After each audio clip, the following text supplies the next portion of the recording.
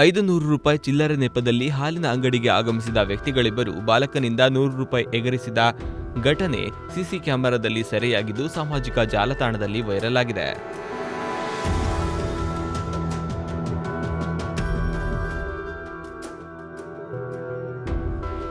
ಗದಗ ಜಿಲ್ಲೆಯ ಬೆಟಗೇರಿಯ ಕುರಹಟ್ಟಿಪೇಟೆ ಸಮೀಪದ ಹಾಲಿನ ಅಂಗಡಿಯಲ್ಲಿ ಜುಲೈ 1ರ ಬುಧವಾರ ಸಂಜೆ ಈ ಘಟನೆ ನಡೆದಿದೆ. ಹಾಲಿನ ಅಂಗಡಿಯಲ್ಲಿ ಬಾಲಕನಿರುವುದನ್ನು ಗಮನಿಸಿದ ವ್ಯಕ್ತಿಗಳಿಬ್ಬರು ಹಾಲಿನ ಅಂಗಡಿಗೆ ಆಗಮಿಸಿ 500 ರೂಪಾಯಿ ಮುಖಬೆಲೆಯ ನೋಟನ್ನು ತೋರಿಸಿ ಚಿಲ್ಲರೆ ಕೇಳಿದ್ದಾರೆ. ಬಾಲಕ ಚಿಲ್ಲರೆ ಕೊಡಲು ಹೇಳುತ್ತಿದ್ದಂತೆ 500 ರು ನೋಟನ್ನು ತಮ್ಮ ಪ್ಯಾಂಟಿನ ಹಿಂಬದಿಯ ಜೇಬಿನಲ್ಲಿ ಇಟ್ಟುಕೊಂಡಿದ್ದಾನೆ.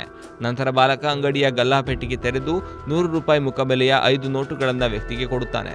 500 ರೂಪಾಯಿ ಚಿಲ್ಲರೆ ತೆಗೆದುಕೊಂಡ ವ್ಯಕ್ತಿ ಗಲ್ಲಾಪೆಟ್ಟಿಗೆ ತೋರಿಸುತ್ತಾ 500 ರು ನೋಟಿದೆ ಎಂದು ಹೇಳುತ್ತಾನೆ. ಈ ವೇಳೆ ಬಾಲಕ ಕೆಲಕಾಲ ತಬ್ಬಿಬ್ಬಾದಾಗ ವ್ಯಕ್ತಿ ಬಾಲಕನನ್ನೇ ಗದರುತ್ತಾ 500 ರು ಎನ್ನುತ್ತಲೇ ತನಗೆ 50 ಚಿಲ್ಲರೆ ಬೇಕಿತ್ತು ಎಂದು ಮಾತು ಮರೆಸುತ್ತಾ ಬಾಲಕ ಕೊಟ್ಟಿದ್ದ 100 ರು ಮುಖಬೆಲೆಯ 5 ನೋಟುಗಳಲ್ಲಿ ಒಂದನ್ನ ತನ್ನ ಬಲಬದಿಯ ಜೇಬಿನಲ್ಲಿಟ್ಟುಕೊಂಡು ತನಗೆ ಚಿಲ್ಲರೆ ಬೇಡ ಎನ್ನುತ್ತಾ ಅಂಗಡಿಯ ಗಲ್ಲಾಪೆಟ್ಟಿಗೆಯಲ್ಲಿ 100 ರೂಪಾಯಿ ಮುಖಬೆಲೆಯ 4 ನೋಟುಗಳನ್ನು ಇಟ್ಟು 100 ರೂಪಾಯಿನೊಂದಿಗೆ ಪರಾರಿಯಾಗಿದ್ದಾನೆ. ಬಾಲಕ ನೋಟುಗಳನ್ನು ಎಣಿಕೆ ಮಾಡಿ ವಿಷಯ ತಿಳಿದು ಹೊರಬರುವಷ್ಟರಲ್ಲಿ ತಮ್ಮ ದ್ವಿಚಕ್ರ ವಾಹನದೊಂದಿಗೆ ಕಾಲ್ಕಿತ್ತಿದ್ದಾರೆ.